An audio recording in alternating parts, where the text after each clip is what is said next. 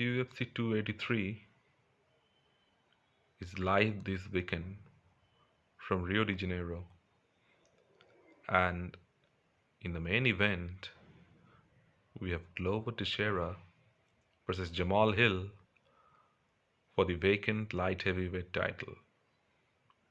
Now, ever since Jiri vacated the light heavyweight title, the UFC has put on two title fights in the space of 2 months. The first one was between Jan Blachowicz and Magomed Ankalaev. However, it ended in a majority draw, and the division was left without a champion. So, Dana White decided that they would make another main event. This time, it will be Glover Texeira versus Jamahal Hill.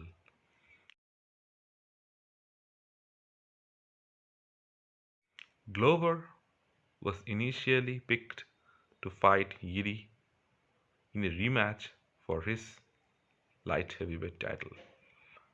But since Jiri got injured,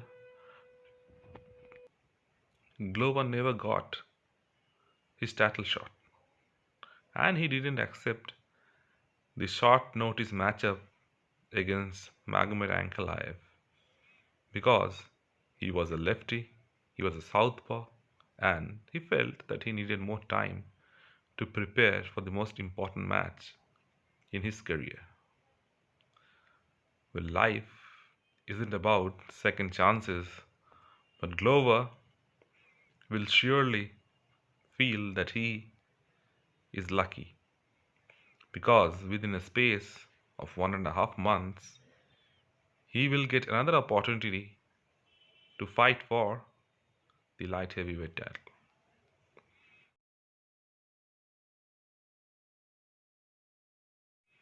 Now let's talk about the match itself.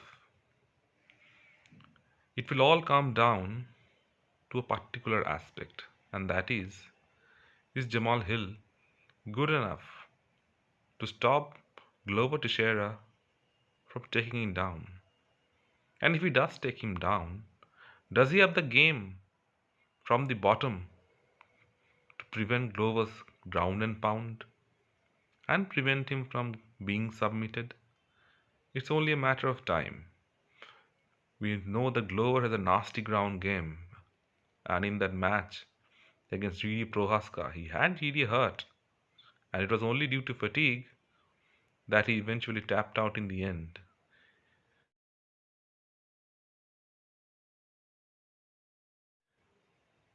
But Hill is not as huge as Jiri is, but he has knockout power as well. The advantage for Hill lies on the feet, but the advantage for Glover lies on the ground. And it's quite a distinctive advantage, I feel. If Glover can manage to take him down, he can end the match quite quickly. And for Hill, he has to keep it standing. He has to make use of his weapons. It's very close for comfort. It's too close to call actually, but it's leaning a bit towards Glover given he has a huge edge over Hill in terms of his jiu-jitsu, and he's extremely dominant on the ground. In the co-main event, we have Deveison Figureido versus Brandon Moreno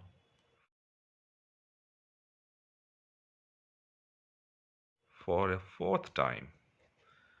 This will be the first time in the UFC's history that two fighters will be fighting each other for the fourth time, and we still do not know who would win.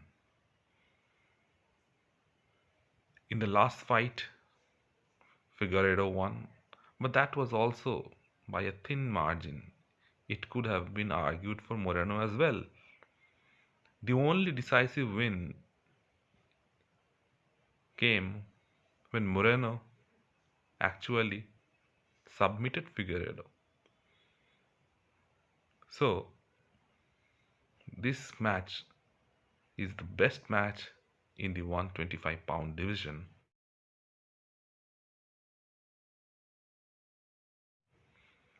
But it also is too close to call. It will go down to the wire for sure. But I think both fighters would take a little more chance this time, given in the earlier three fights, only one finish was available for either of them. In the last match, Figueiredo did clip Moreno a couple of times and put him down, but he wasn't able to take him out. However, in this match, I feel he will have a better chance of ending Brandon Moreno. Now, Moreno is tough and durable as any other Mexican fighter is, and he will feel that he has his own chances of hurting Figueiredo and even submitting. He knows that he has tapped him once and he might do it again. So this promises to be a great fight, and it's between the champion versus the interim champion. And for the first time, it will be decided in a fourth fight, and hopefully we'll have a decisive winner this time. So that's me signing off on UFC 283. My picks are Glover in the main event and Moreno in the co-main. Let me know in the comments down below whom you think will win between the two of them. If you like the channel, please subscribe, like and share.